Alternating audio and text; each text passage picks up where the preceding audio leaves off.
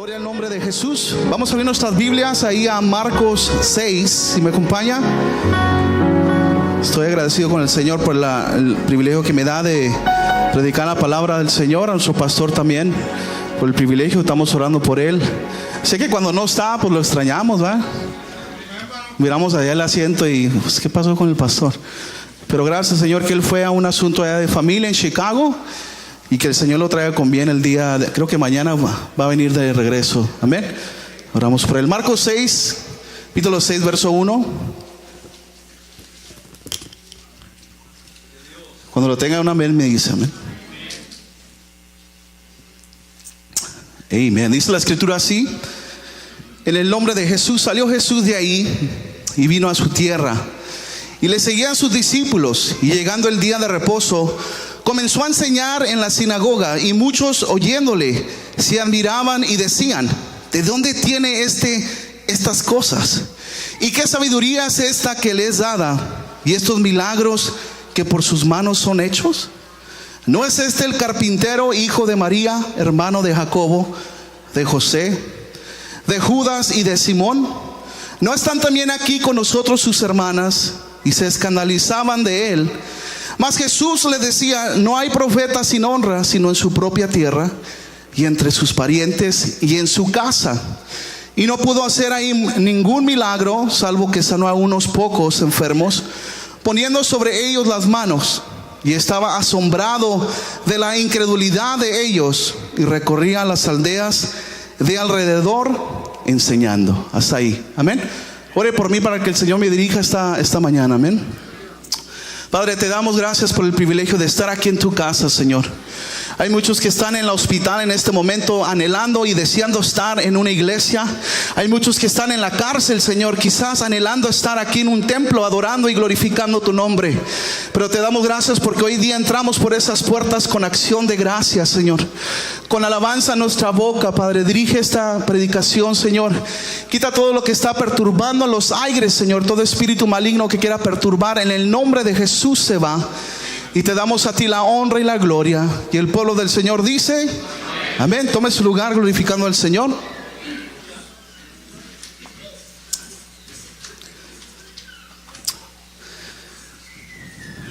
Hacen una pregunta a estos que fueron a ver a Jesús, y dicen algo muy claro que vemos en la Biblia. Dice: ¿no es este el carpintero, hijo de María?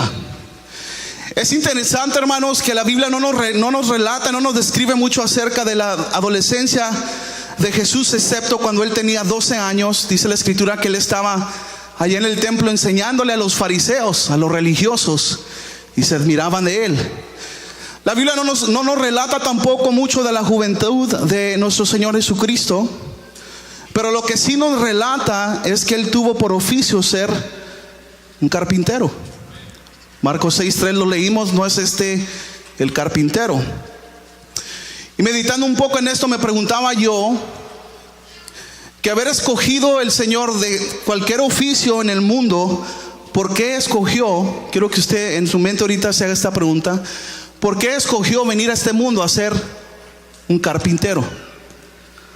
Pudo haber escogido ser un pescador como Pedro, un banquero, un herrero.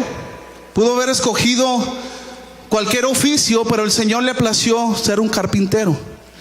Y esta mañana quisiera hablarles sobre el tema más que un carpintero.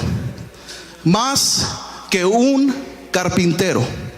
¿Y qué es un carpintero? Un carpintero es una persona que tiene por oficio fabricar o arreglar objetos de madera. Un carpintero, antes que empieza a formar el proyecto, quiero que escuche esto, tiene en mente lo que él va a formar o lo que él va a hacer antes de que comience a hacerlo. Sea una silla, una mesa, un instrumento de música, sea un pilar, lo que sea, pero ya lo tiene en mente, ya lo puede ver terminado. Es decir, que todavía no comienza a formar su proyecto, pero ya puede visualizar en su mente el proyecto terminado. Es igual a un arquitecto cuando diseña un edificio, una casa. El arquitecto ya tiene en mente lo que él va a diseñar, simplemente lo va a poner en papel. Y es interesante, hermanos, que todo comienza, para el arquitecto, todo comienza con la semilla, porque un árbol viene de la semilla. El arquitecto o los que plantan árboles van y plantan la semilla en la tierra, pasan los años, el árbol crece y llega a un estado de madurez donde ya se puede empezar a cortar para poder formarse en el instrumento que se va a formar. El carpintero va y escoge el árbol que va a cortar para comenzar su proyecto, va y inspecciona si el árbol, y quiero que usted sepa que no todos los árboles son buenos para formarse en instrumentos. Hay árboles que tienen espinos, hay árboles que están muy feos y no se pueden usar para formarse en diferentes instrumentos o proyectos. El árbol en su estado natural todavía no es una silla, quiero que escuche esto, o una mesa o un instrumento de música. Quiero que usted note que esas cosas están dentro del árbol. Si usted tiene visión y puede visualizar que una mesa o una silla todavía no está, sino que está dentro del árbol. Si usted le está pidiendo al Señor que le mande una silla o una mesa, el Señor le va a mandar un árbol para que usted lo empiece a formar. Alabado sea el nombre de Jesús. Y en el árbol natural, como le decía, todavía no se puede formar. Tiene que pasar por un proceso para llegar a su estado final. Quiero darle por ejemplo este piano es de madera. Tuvo que pasar por un proceso, un árbol tuvo que ser cortado, se tuvo que formar. El piano, la batería, aún los pilares que están deteniendo este edificio, se tuvieron que formar y esos vienen de un árbol. Después que el árbol es escogido, empieza la preparación. Vamos paso por paso. El carpintero empieza a quitar el cascarón de afuera del árbol. Esa parte áspera tiene que ser quitada para llegar a lo más profundo del árbol. No se puede usar con el cascarón de afuera. Después de esto viene el carpintero y empieza a formar su proyecto usando sus herramientas, quizás un martillo, los clavos, una cinta de medir, su escuadra, el cincel o un lápiz para empezar a preparar, empezar a formar lo que él tiene en mente. Es en este estado de formación donde tiene que poner mucha atención, porque los detalles más pequeños son los que hacen la diferencia. Se lo voy a repetir, que los detalles más pequeños hacen la diferencia. Yo no sé si usted le han ido a pintar o le han ido a hacer algo a su casa y por de lejos se mira bonito, pero cuando se va acercando va viendo que como que no todo brilla como oro, ¿verdad? Es que si el carpintero o el que pinta o el que le hizo el trabajo no se fijó en los detalles más pequeños, hermanos, en vano hizo todo lo que hizo. Porque aunque por lejos se pueda mirar bonito, cuando nos vamos a la profundidad o un poquito más cerca, algo anda mal, no se ve bien. Alabado sea el nombre de Jesús. Y el carpintero igual, hermanos, cuando empieza a preparar, empieza a cortar, empieza a empezar a preparar su proyecto, tiene que meterse a la profundidad, tiene que mirar en los detalles, porque es en los detalles que hacen la diferencia. Tiene que asegurarse de lijar la madera para que quede la superficie pues bien suave, ¿verdad? Imagínense que usted le entreguen una silla y cuando usted le corra la mano se va a enterrar una astilla. Es decir que la persona que hizo la silla o la mesa no tomó su tiempo para lijarla, para preparársela para usted, porque al final usted es el que va a pagar por eso. Amén, ¿estamos aquí? Amén. Y después de todo este proceso, el carpintero tiene que finalmente inspeccionar bien su trabajo para darle el sello de aprobación para que finalmente pueda ser usado. ¿A qué voy con esto? Después de que el árbol es cortado, primero se planta la semilla en la tierra, el árbol crece, va la persona, corta el árbol y el árbol lo empieza a cortar con el serrucho, lo empieza a preparar, lo empieza a formar. Después lo lija y después, antes de que se le dé a la persona que lo ordenó, pues tiene que pasar por un proceso de calidad. ¿Por qué? Porque tiene que llevar el sello de aprobación, sea de la compañía que le está vendiendo, de la persona que usted contrató. Tiene que llevar ese sello de aprobación que ya está listo para ser usado. Y es en este proceso, hermanos, que yo entendí algo de nuestro Señor Jesucristo. Tú y yo, quiero que escuches, somos la buena tierra donde la semilla del Evangelio de Dios fue sembrado. Dice Mateo 13:8, pero el parte cayó en buena tierra y dio fruto. Cayó a 100, cual a 60 y cual a 30 por uno. O sea, la tierra, hermanos, un día tú y yo andábamos por el mundo perdidos. Algunos andaban en las pandillas, andaban en las drogas, andaban en el alcohol. Y un día vino la semilla de Dios a tu corazón, a mi corazón. Se plantó, jamás te lo imaginabas, pero Dios ya te tenía en ti en mente. Dice la Escritura que Él nos conoció desde antes de la fundación del mundo. Cuando te vio a ti, aún así todo enfermo, todo en adicción, Él no vio eso en ti. Cuando Él te vio, hermanos, te vio con ojos de amor. Dele palmas al Señor. Cuando Él nos vio, quiero que usted medite en algo. Cuando Él nos vio, yo no merecía que Dios me amara, hermanos. Yo no merecía que Dios me diera el privilegio de servirle. Yo no merecía nada de eso, hermanos, pero la gracia de Dios un día vino a tu vida, hermanos, y la semilla del Evangelio se plantó en tu corazón. Y el Señor empezó a tratar contigo.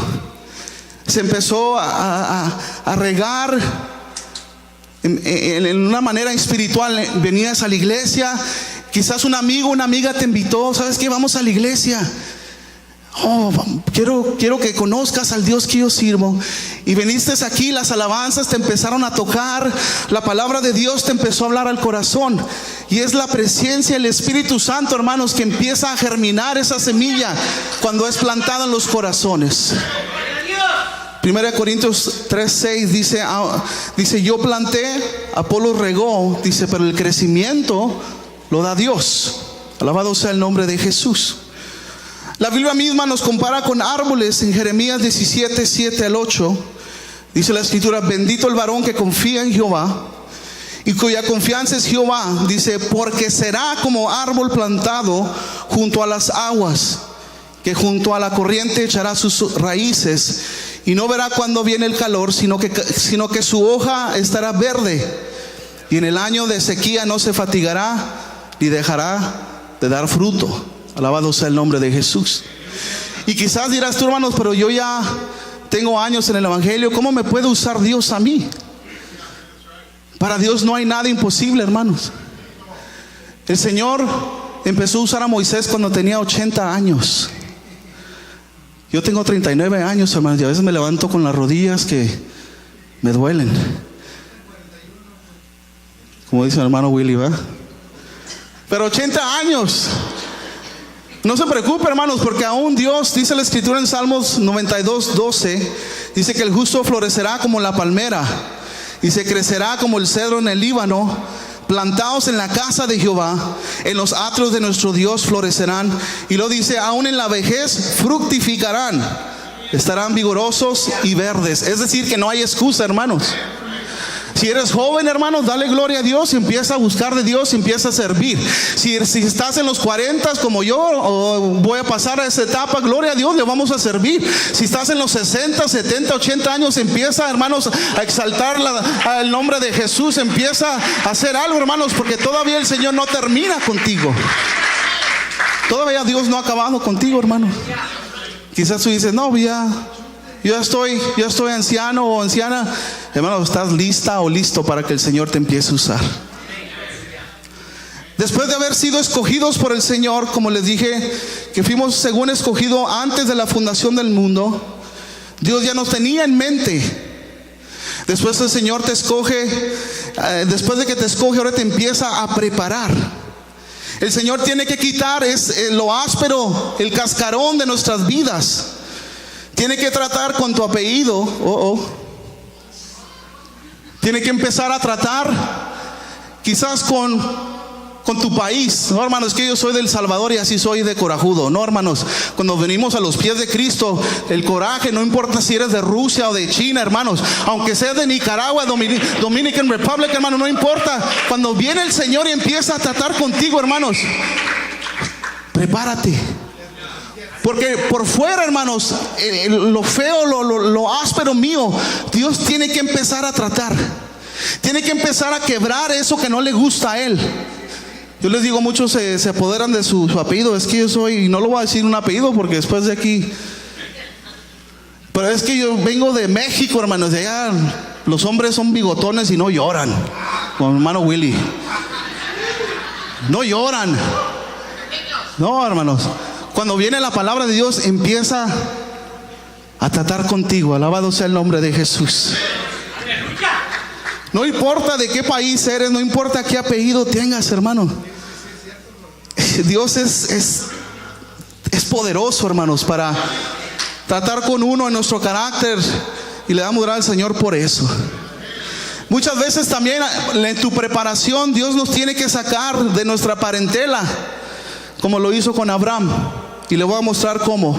Génesis 12, capítulo 12, verso 1 al 4, si me lo ponen en la pantalla.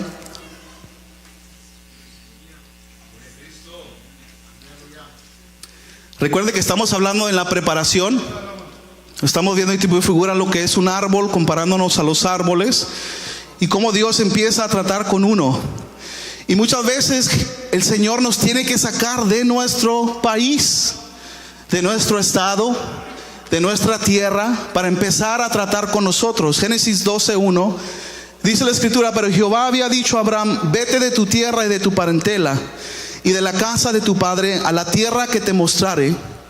Y lo note lo que dice la palabra. Dice: y haré de ti una nación grande, y te bendeciré y engrandeceré tu nombre, y serás bendición. Bendeciré a los que te bendijeren, y a los que te maldijeren maldeciré. Y serán benditas en ti todas las familias de la tierra. Y se fue Abraham como Jehová le dijo, y Lot fue con él. Y era Abraham de edad, miren, note la edad de Abraham, lo que les decía, de 75 años cuando salió de Harán. Vamos paso por paso aquí. Muchos de nosotros de aquí, Dios nos trajo de otros estados. A mí me trajo desde Florida hasta aquí. Algunos de ustedes los trajo de México. Algunos de ustedes los trajo de Nicaragua, de Venezuela, de Honduras. Y quizás ustedes pensaban: voy a irme a la tierra donde fluye leche y miel y barren los dólares en las calles. Pero Dios ya te estaba preparando a ti, hermano. Dios ya te estaba preparando, aunque tú ni te dabas cuenta. Porque el plan de Dios, hermano, el proyecto que Dios tiene para ti, quiero que escuches, empezó el día que tú naciste. Empezó el día que tu madre te cargó. Ese fue el día que el proyecto de Dios empezó a fluir en tu vida. Le dijo a Abraham: Abraham, salte de la tierra de tu parentela. Y luego le dice: ¿por qué? Dice: y haré de ti. El haré de ti, hermanos, es un proceso. Es un proceso de transformación para la vida de Abraham. Y conocemos la vida de Abraham y el proceso que él pasó. Alabado sea el nombre de Jesús. ¿Estamos aquí o ya paro? ¿Ven? Seguimos, ok. Luego que quita lo áspero de nosotros, hermanos, viene el proceso de la formación. Es aquí donde Dios empieza a usar sus herramientas. Quiero que escuche esto. Para formarnos, empieza a cortar esas áreas de nuestras vidas que no le agradan. A mí todavía Dios sigue cortando de mi vida cosas que no le agradan, hermano. Y la manera que el carpintero lo hace, pues empieza con un serrucho a cortar, ¿verdad? Porque esa es la herramienta que él usa. Pero la herramienta que el Señor usa, hermanos, Él usa la palabra de Dios. Porque la palabra de Dios es viva y eficaz y más cortante que toda espada de dos filos, y penetra hasta partir el alma y el espíritu y las coyunturas y los tuétanos, y descierre los pensamientos y las intenciones del corazón. La palabra de Dios, hermanos. El Señor empieza a tratar con nosotros usando su palabra. Los siervos, nuestro pastor y los ministros, los diáconos que nos paramos aquí, estamos predicando la palabra. Estamos hablando del amor, hermanos, debemos de amarnos. Estamos hablando del perdón, hermanos, tenemos que perdonarnos. Estamos hablando de servir, hermanos, tenemos que servir el evangelio, hermanos. Y la palabra de Dios en nuestra mente empieza a martillarnos, porque si traemos rencor, hermanos, si traemos coraje a nuestro prójimo, ¿cómo puede Dios usarte o usarme a mí? Si traemos amargura, si traemos rencor, hermano, usted no sabe lo que mi padre me hizo, hermano, usted no sabe lo que mi madre, cómo me trataba a mí. Pero la palabra de Dios te dice que no importa lo que te haya hecho, tú ámala o tú ámalo y perdónalo para que tú seas salvo. Alabado sea el nombre de Jesús. Come on. Viene la palabra de Dios, hermano, a nuestra vida. Y cuando traigo rencor y viene la palabra y tienes que amar y tienes que perdonar, déjeme decirle que no es fácil. No es nada fácil. Pero hermanos, no es con tus fuerzas ni con mis fuerzas, sino con su Santo Espíritu, hermanos, que nosotros podemos llegar a perdonar a una persona. La palabra de Dios empieza a quitar lo áspero, lo feo dentro de mi corazón. Porque por fuera, hermanos, puedo brillar como oro. Un ejemplo, traigo saco, traigo corbata, pero aquí mire, por aquí puedo alabar y glorificar a Dios, gloria a Dios, danzar, brincar y correr, y gloria a Dios si usted lo hace. Pero si mi corazón está contaminado, hermanos, ¿cómo puedo ser un instrumento útil para Dios? Y es la palabra que nos empieza a transformar. Es la palabra que nos empieza a limpiar. Tiene que el Señor usar el cincel para empezar a formarnos, a moldearnos a su imagen, hermanos. Déjeme decirle que las pruebas no son fáciles. Si usted quizás se ha quejado, creo que muchos de nosotros hacemos lo mismo. Porque pensamos que las pruebas, las luchas que estamos pasando son para herirnos, hermanos, son para lastimarnos. Pero Dios te está preparando, hermanos. Si tienes un carácter fuerte, Dios te va a empezar a preparar para que tengas un carácter de amor. Si tienes un carácter de pelear, de argumentar, Dios te está empezando a preparar para que seas una persona mansa y humilde de corazón, dice la Escritura. Si eres una persona, hermanos, que te gusta mandar tweets, así le dicen en inglés, chismear, Dios tiene que empezar a tratar contigo también. Y esa prueba, esas luchas que has pasado, hermanos, no son para herirte, no son para lastimarte. Es para que empieces a ver que como dice la Escritura, y sabemos que todos los que aman a Dios, todas las cosas nos ayudan para bien. Esto es a los que conforme a su propósito, dice, son llamados. Porque a los que antes conoció también los predestinó para que fuesen hechos conforme a la imagen de su Hijo, para que Él sea el primogénito entre muchos hermanos. Alabado sea el nombre de Jesús. Él nos tiene que formar a la imagen de Él, hermanos. Cuando aceptamos al Señor, ¿verdad? Muchos de nosotros, ¿cuánto tiempo quieres servirle, hermano? Toda la vida. Yo dije así, ¿por cuánto tiempo? Y qué curioso que nos pregunten esa pregunta, ¿verdad? Imagínense si alguien diga, hermanos, pues le quiero servir por un mes. Pues no. Pero cuando decimos quiero servirle toda la vida, tú estás confesando delante de Dios y de la gente que tú vas a servirle venga lo que venga. Tú vas a servirle cuando haya alimento en el refrigerador. No nomás vas a servirle cuando haya dinero en el banco, hermano. Vas a servirle cuando vengan los problemas, cuando venga la enfermedad a tu vida, cuando el doctor te diga tienes cáncer y digas ¿qué va a pasar con mi vida? Yo le alabo y glorifico a Dios, hermanos. No ha sido fácil. Las luchas que he pasado no ha sido fácil, hermano, pero puedo ver el proyecto de Dios en mi vida. Y entre más dejo que Dios me quite lo áspero, entre más dejo que Dios trate con mi vida, más se glorifica el Señor, más se hace a la imagen, hermanos. Me hago la imagen de Él, porque necesitamos sufrir, hermanos. Si has venido aquí a buscar, a decirte que Dios te va a hacer millonario, quiero que entiendas que viniste a la iglesia equivocada. Dios no te promete hacerte millonario. Dios te promete darte lo que tú necesitas y proveer para ti y tu familia.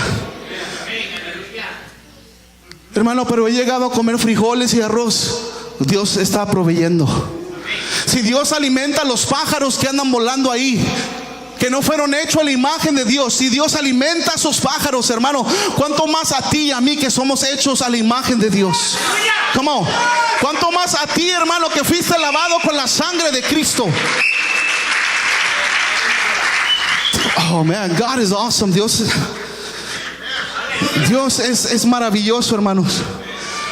Por eso cuando decidimos aceptar al Señor, estamos aceptando también, hermanos, lo que viene con eso, el proceso para llegar a ser usados. Alabado sea el nombre de Jesús.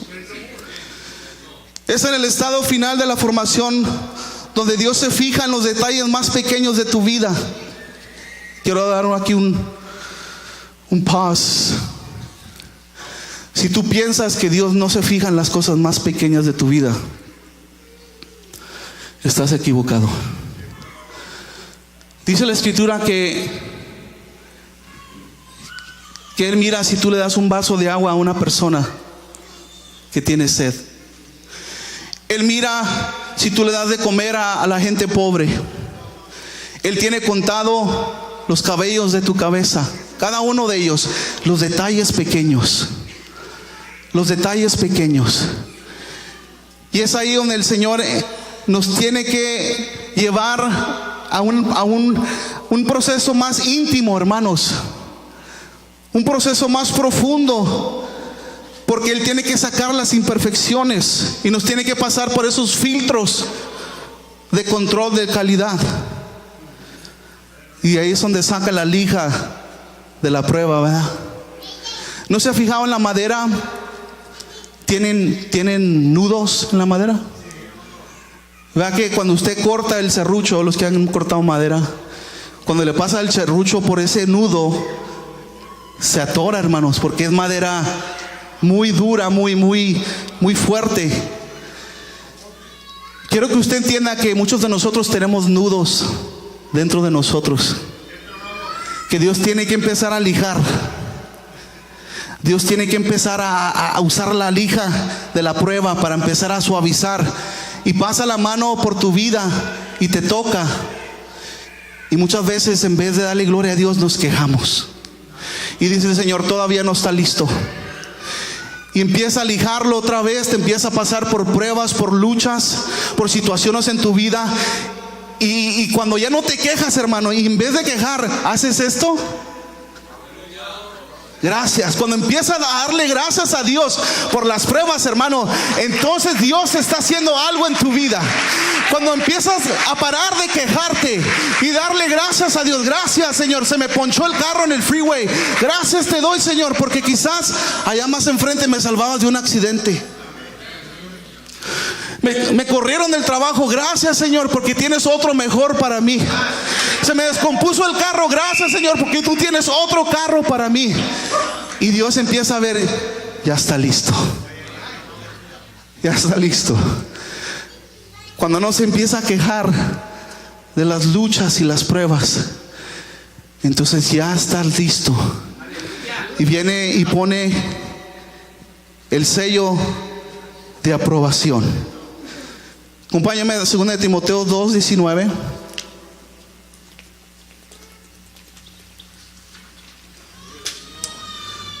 Amén. 2 Timoteo 2:19. Va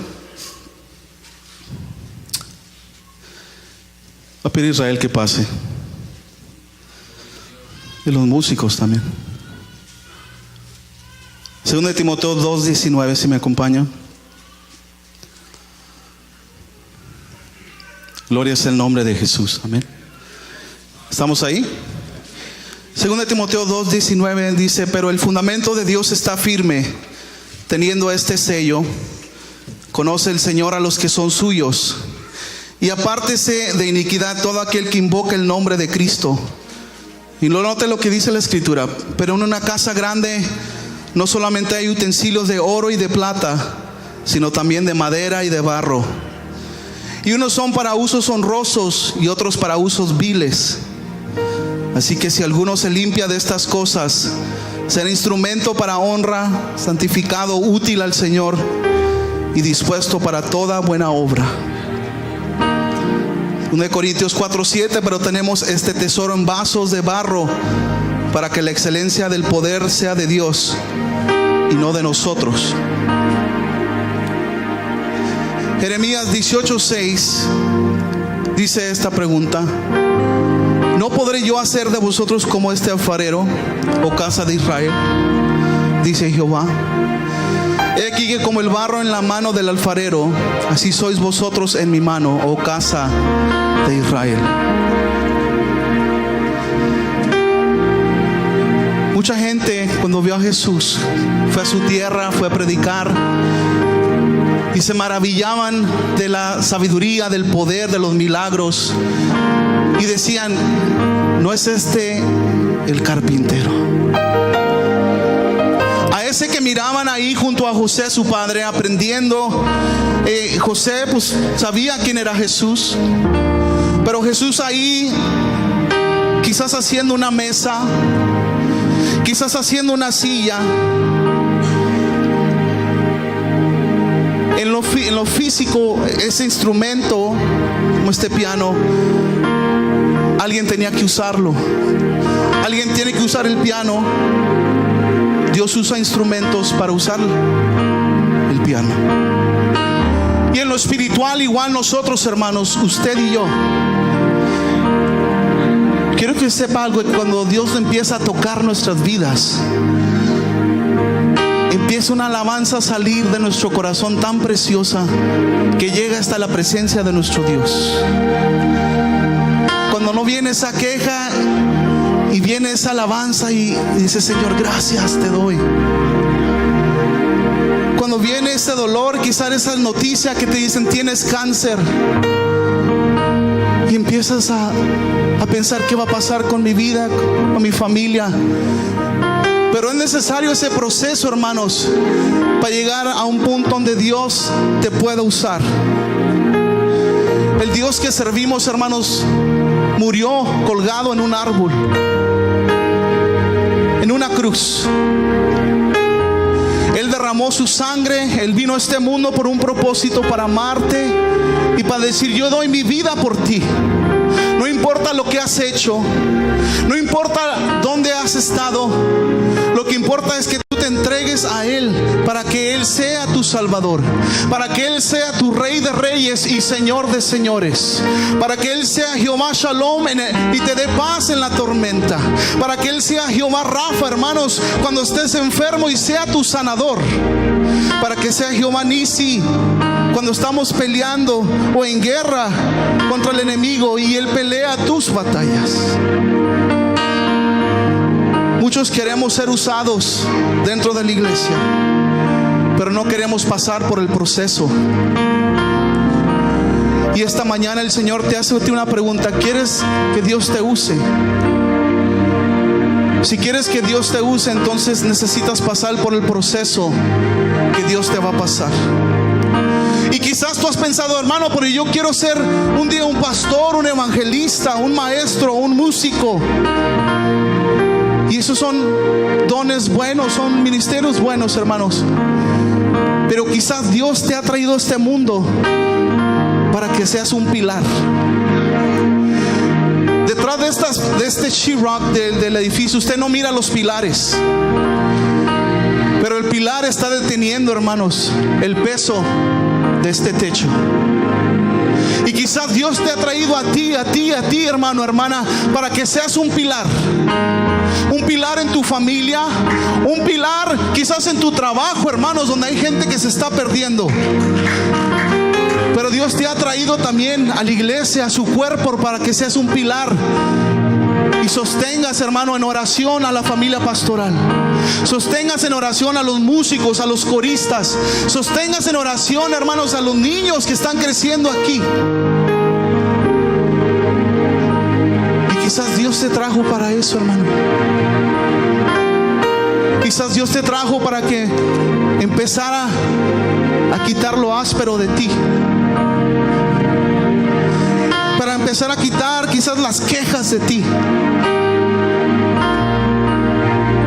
Ya no te quejes, hermano. El día que tú dijiste yo acepto al Señor Jesucristo, fue el día que tú dijiste yo acepto también las consecuencias de este llamado. Donde en otros países, hermanos, se muere la gente por cargar una Biblia. Donde en otros países no tienen carros ni para ir a la iglesia, pero van caminando por millas, 20 millas, no me importa, pero yo voy a alabar a Dios. Y hermano, y aquí, escúcheme, aquí, hermanos, tenemos carros y no queremos ir ni a la iglesia. Ya no tengo tiempo para Dios. Queremos que Dios nos use, pero ni oramos ni lo buscamos. Queremos que Dios nos bendiga, que Dios nos lleve a otro nivel, pero ni importancia le damos a Dios. Es que mi trabajo es más importante. Es que mi carro, hermano, usted no entiende, mi carro es del año y lo tengo que mantener. Hermano, el carro que tú compraste, en cuanto lo sacaste, perdió valor. Pero quiero que sepas algo, y escúchame, y con eso termino. Tú no pierdes valor, porque la sangre que se derramó en la cruz del Calvario, hermanos, esa sangre poderosa, alabado sea el nombre de Jesús. Esa sangre, hermanos, tiene mucho valor. Esa sangre se derramó, hermanos, por ti y por mí. Y esa sangre preciosa, hermanos, es la sangre que nos lleva a la presencia de Dios. Tú vales mucho en las manos de Dios. Tú tienes un valor importante en este mundo. No viniste a sufrir, no viniste simplemente a llorar. Viniste para que Dios te usara a traer almas a Él. Y yo voy a hacer un llamado especial a este lugar, hermanos. Todo aquel que quiera que Dios lo use, hermanos, antes de que usted venga a este lugar, si usted quiere que Dios lo use, también va a aceptar el proceso. Si acepta que Dios lo use y acepta el proceso, quiero que usted pase aquí adelante. Van a venir los músicos también. Quédese de pie, amén. No sé qué todavía.